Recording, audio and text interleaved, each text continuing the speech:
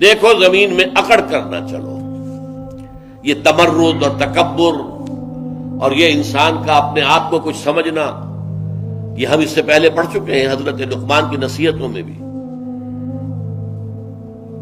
اس لیے یہ تکبر جو ہے بہت بری شے ہے. جیسا کہ میں عرض کر چکا ہوں، اس موقع پر بھی میں نے عرض کیا تھا، فرمایا گیا ہے ایک حدیث میں، لا يدخل الجنۃ من کان فی قلبہ مثقال حبۃ من کبر.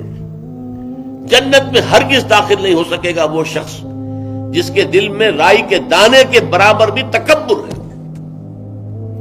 اللہ تعالیٰ فرماتا الکبر ردائی، تکبر تو میری چادر ہے، یہ ایک ایسا لباس ہے جو مجھے زیب دیتا ہے.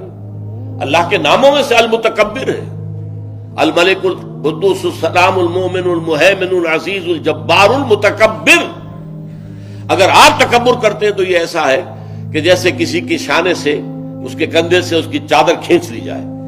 یہ عرب میں بھی اور ہمارے ہاں پٹھان کلچر کے اندر بھی یہ سب سے بڑی توہین ہے اگر آپ نے کسی کے کاندھے پر سے اس کی چادر کھینچ لی، گویا کہ اسے آپ نے ننگا کر دیا، اور اس توہین کا پھر وہ بدلہ لیتا. تو تم میری چادر گھسیٹ رہے ہو میرے کاندھے سے، یہ تو میری ردا ہے.